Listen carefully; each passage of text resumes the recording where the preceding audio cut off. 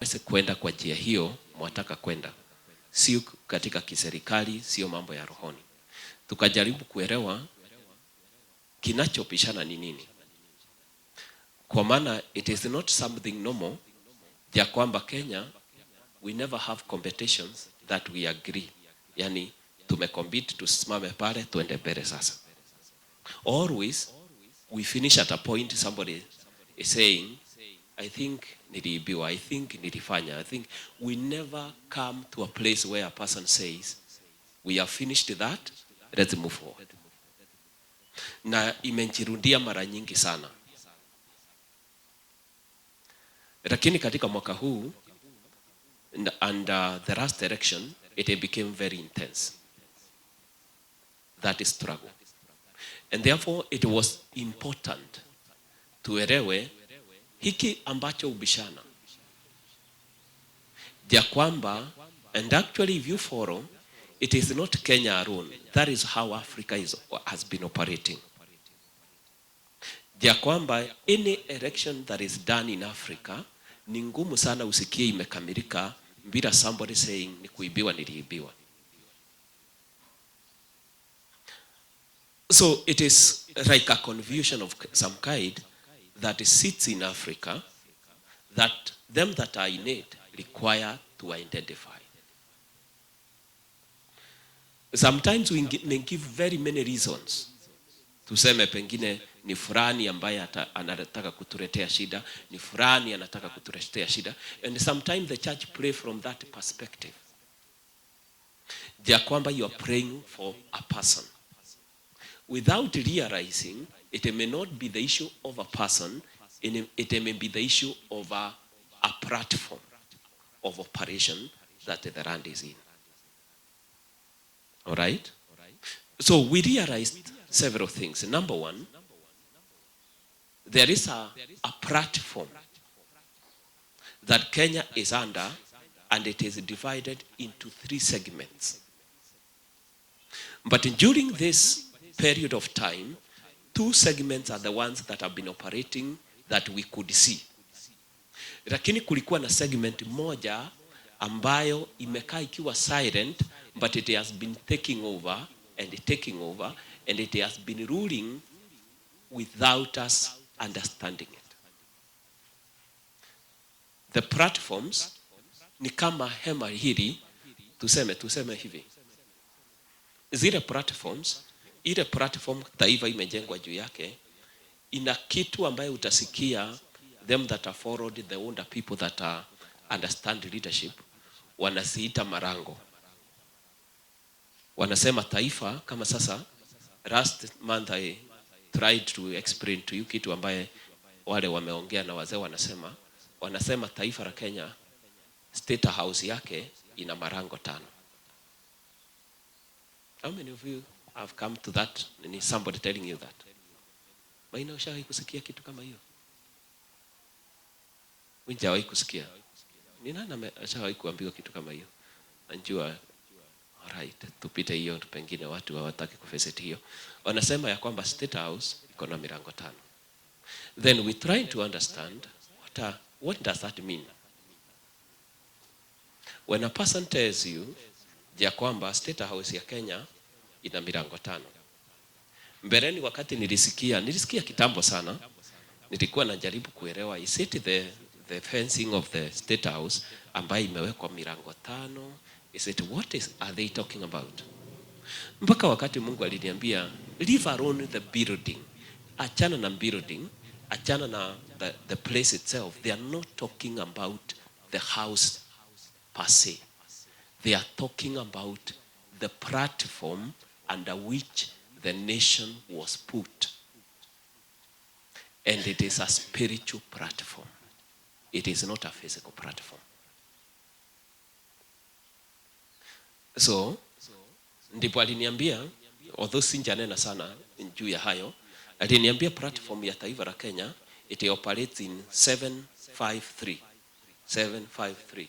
Na the 3 operations, ukideal na wao utasikia wakimention. Kama sasa, wale waliona it was last year, when elders came to dedicate Uhuru Park. They were dedicating and sanctifying. What were they saying they are doing? They were sanctifying the nation.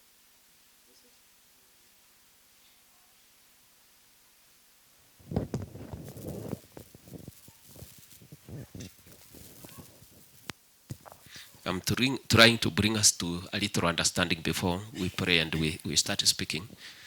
They said they had come to sanctify the nation. But one significant thing, kitu kimoja ambacho ni significant sana walifanya, they broke 7 guans.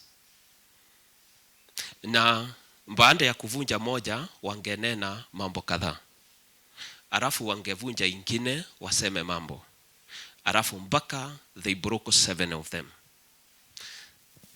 Sometimes Kenyans see and they never asked, what does that mean? The 7 is a significant number in the platform of the nation. So they were not doing something strange. They were just invoking something concerning the entrances of the nation, the platform of the nation. It is built on 7, 3, 5. Now, as I tried to understand this phenomena, it is very strange phenomena kwa maana 7, 3, 5, they are biblical numbers. They are biblical numbers. They do not normally operate in the sorcery world. They operate in the spiritual world. So I was trying to understand, why are they breaking 7? This is not a number. Why do they say of 7 gates? It's not a number also from the underworld. So then, as I was trying to understand that phenomena, I met a writing written by a white man who was in Kenya during the Mau Mau struggle. I think he was within the government ranks, within the governor's office. And he said when the missionaries were operating in Kenya, around Mount Kenya region, they were, what did he say? Anasema walipata shida kuhubiri injili kwa ukamilifu, kwa maana walikuta zile makabila siko around Mount Kenya, utenda kazi wake umewekwa sawa sawa na utenda kazi wa Israeli. Taratibu nyingi zake. So wakijaribu kusema kitu cha Biblia wanasema that reversed to a God. Then he is saying, but the major problem they were getting, the tribes were talking about a God that dwells in the mountain, ambaye wanatolea kafara za damu, lakini wanatumia utaratibu wa the Old Testament. So walipofika kuhubiri, they were unable to break that barrier. They did not understand it. Alafu akasema, he noticed something that surprised him.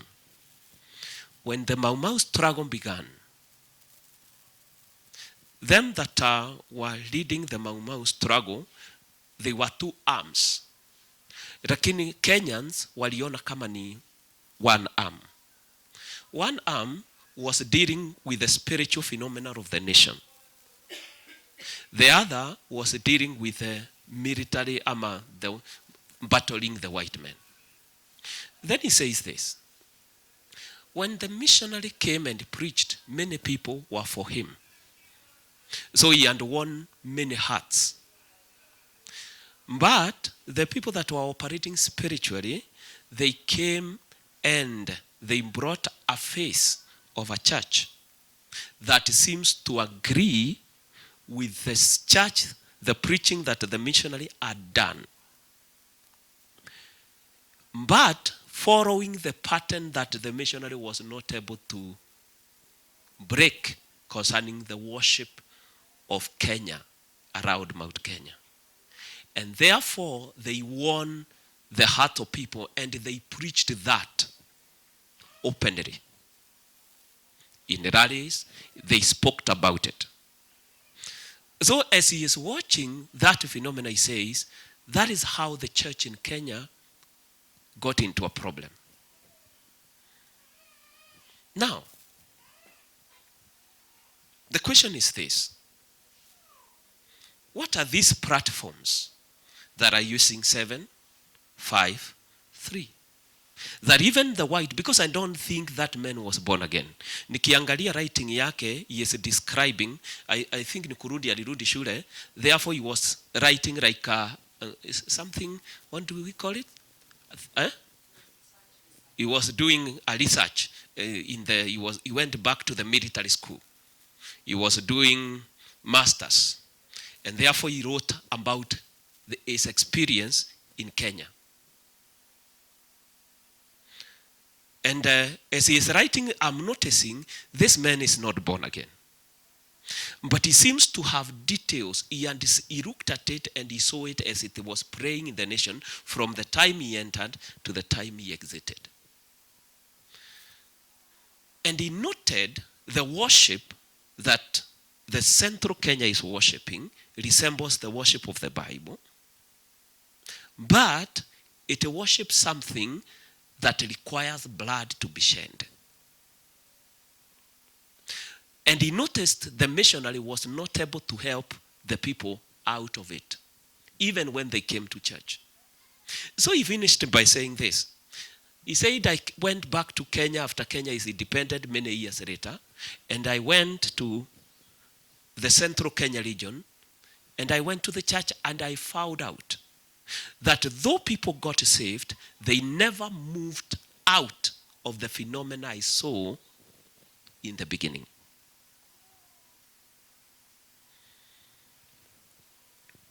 The same phenomena I saw. They are getting saved, but they are not breaking away from the traditional worship. I found it there. Now, when I got that thing, is when I'm asking, what is this I'm hearing 573 order of the nation? Kuna mtu atauliza, when you're talking about 573, what are you meaning? This.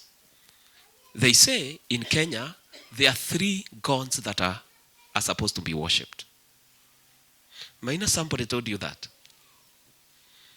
There are 3 gods. Kenya is divided into 3 regions, and the 3 regions worship 3 different gods. And it is an order that was set. He's saying, if you follow what he was being told by that old man, the old man is saying it is the order we set in this nation. That there are 3 gods that are worshipped in the nation. Then they are saying there are 5 entrances to the state house of the nation. And there are 7 covenants that establish the foundation of the nation. That is something strange, because 5 deals with the 5 pillars that supported the temple and the 5 ministries of Christ. 3 is the triune number. 7 is the completeness of God. That becomes a confusion.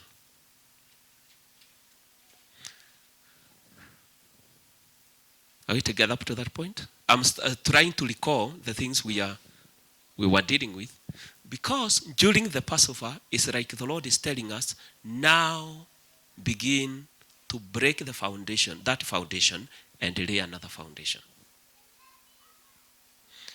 That is an overview I'm bringing so that we may pray now. Tukagundua ya kwamba, prior to this election, 3 positions, let me begin this. The 3 gods that are worshipped, they are operating in 3 regions. That is, Central Kenya, Western Nyanza, and Coast. So Kenya is divided into those 3 regions. They are spiritual regions. Coast huwa inafanya kazi pamoja na Northeastern. So the northeastern and coast, they are under one deity. Then the central Kenya is under another deity.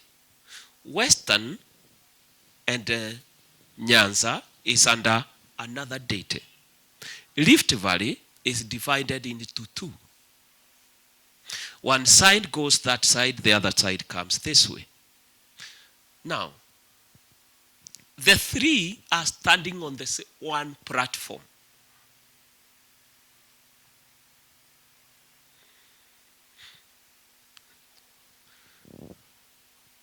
So it is one platform divided into 3 rooms with 3 deities that are supposed to be worshipped in the nation. Lakini zote tatu katika ibada zake zote walikuwa na mwaga damu. Tumepatana mpaka hapo? I'm trying to give an overview of what we've been dealing with. Okay, the 5 entrances, they represent 5 covenants that brought an adoption of other gods beside the 3.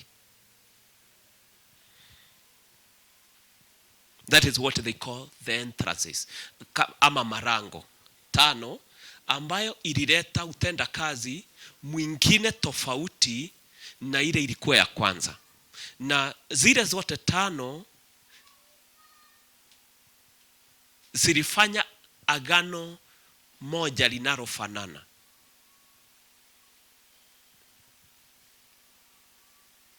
That is what they are calling the 5 entrances. Na katika zile agano 5, they are visible all over the nation. Ndiye Mungu aliniambia, akaniambia several years back, ulisikia kanisa likinena juu ya obey. Wale walianza kuomba, they are saying obey is praise to obey. Lakini kile hawakuelewa as they were trying to have that matter handled is how it came to be. So utagundua mutaona katika pesa zenu, the crown, the flag, you get harambee in the face. That harambee stands for a work that was done. That is how, because it is very hard for a strange deity to have its way into the structures of the nation. Sijui ama tuko pamoja. Ni vigumu sana miungu inayeabudiwa Asia nje iwekwe katika structures za taifa ikiwa nje tafutiwa jinsi ya kuingia.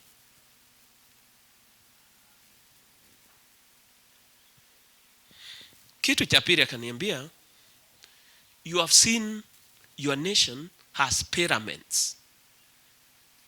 Pyramid haikuwa ya Kenya. Pyramid ilikuwa ya Egypt. Kwa hivyo Egypt ndio inaweza kuweka pyramid kwa structure zake katika pesa zake. Lakini Kenya katika pesa zetu pyramid iko na katika building system yetu. Na wacha hivyo, there is a symbol of a pyramid in our public square. Akaniuliza, how did the pyramid come to Kenya? Did it just come as an act of art? Kama it was an act of art, it could not have entered into your money. Because it is there in the money. Meaning, it came in legally. Ililetwa kwa jinsi fulani ambaye ilitambulika. Akaniambia the 5 doors, you can see them in your structures. All over, if you look, you go seeing them, all of them. Lakini shinda ile tuko nayo, macho yetu huwa blind. Kitu cha pili, we deal with things from the sight value. Nimeiona is tuiombe. Lakini you are praying for something you don't understand. Kitu kingine, akaniambia kuna kitu mumenote katikati yenu. The Osiris is in your structures. Osiris, what is Osiris? O-R-I-S-I.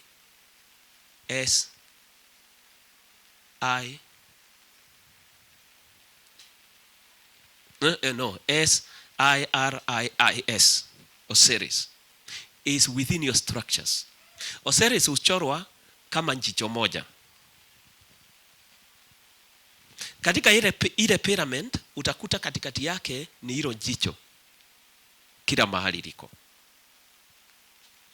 Akaniambia, if you look for those covenants, you will see them in your structures. But when you come to pray, you pray in a way that you cannot overpower them. Because those are only symbols standing for entrances that were created in the nation, that were covenants. They are symbols standing for covenants. Tumepata mpaka pale. Now, the 5 entrances, I've not finished the others, all of them, but he's telling me if you look around, you will know them.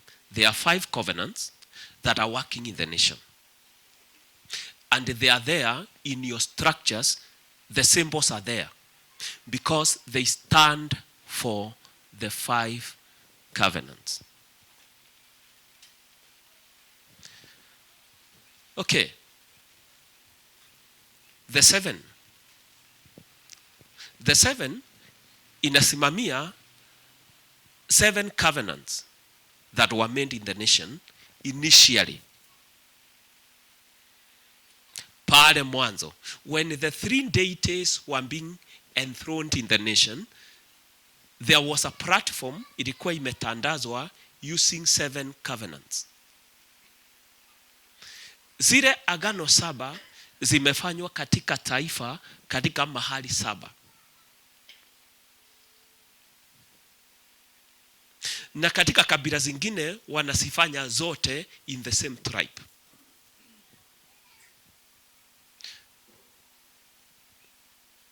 Now, that is the mystery of the nation. What are these 7 covenants? Nafikiri hizo tulidilo nazo last year. Maybe we shall visit them within this period as we try to break that foundation now. Because for about 4 years or 5 years, we've been dealing with owning what was done. Repenting. So the 7 stands, the 7 covenants that are the platform, ni kama meza iliyotandazwa ya taifa ama msingi wa taifa. The 5 deals with the 5 gates, which are covenants that were created to bring in other ruling gods. 3 stands for the triune type of worship that is in the entire country, divided into 3 segments. Okay. Turudi sasa, tukagundua ya kwamba Nyanza and Western katika election hii had come spiritually together to proclaim one as the end of state. Then Central Kenya had proclaimed one as the end of state. They were many. They were around 8, but it's only 2 that were proclaimed from those positions.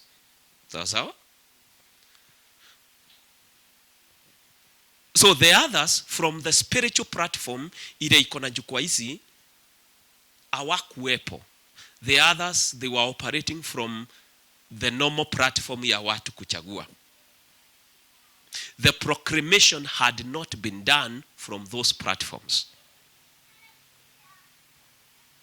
When the proclamation in Kenya is not done from the platforms, even if you float yourself for election, you disappear.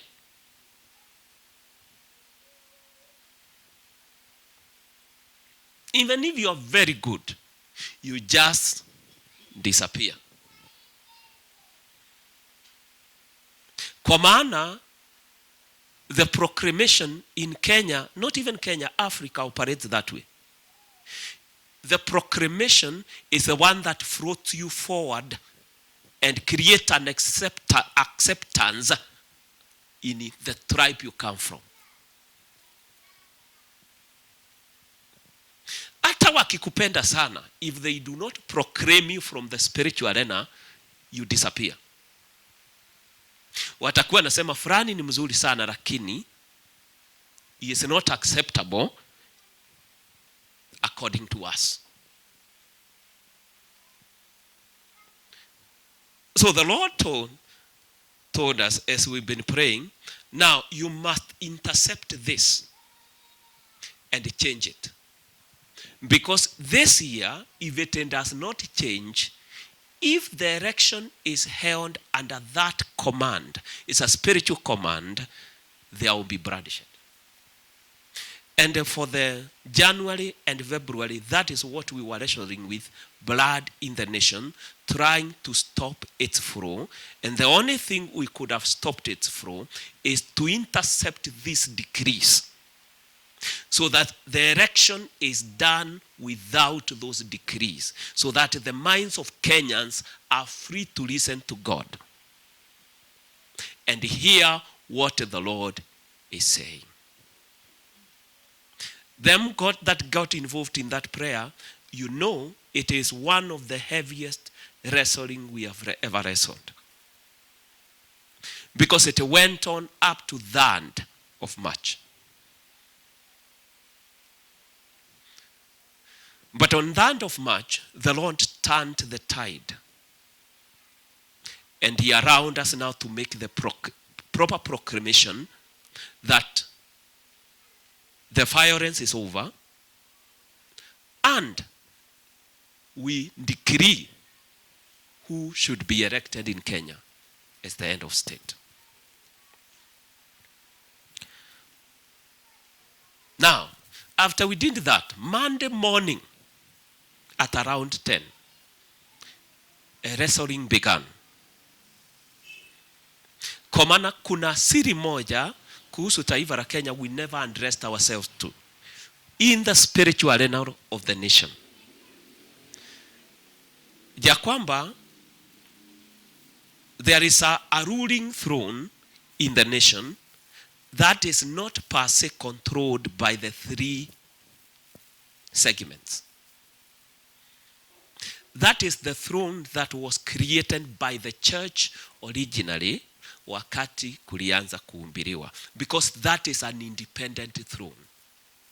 You see, the church is a kingdom, na kila mahali kanisa linaingia linaleta a different throne kuliko utawala uliokuweko katika eneo la rohoni. So when we start preaching, we bring in the throne that is supposed to be occupied by Christ Himself in that territory. So taifa lilijenga the three segment ya miungu ya kutawala, lakini wakati missionaries waliingia na ufalme ambaye uingia na kiti chake cha utawala, which is independent from the other worships. It is supposed to be occupied by Christ and Christ alone.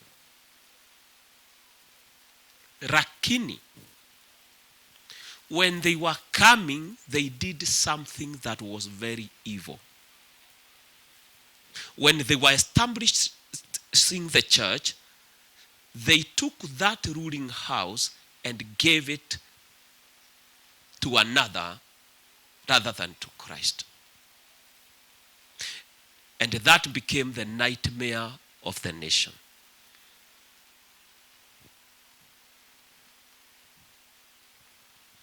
How does that operate? Even now, that is the throne room we are wrestling with. The other three, they are active, because kile tuliondoa ni the decrease they had made. And then the bloodshed, we asked for mercy. Several boundaries that were put against the nation broke. Lakini ile nyumba, the habitation itself, is what the Lord wants us to remove.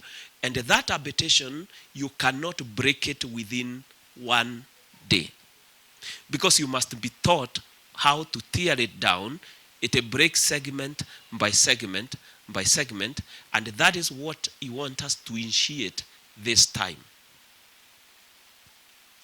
Because he had told me earlier, last year but one, he told me that if you are given a breakthrough so that judgment do not come this hour, you shall be given 10 years to rebuild the nation.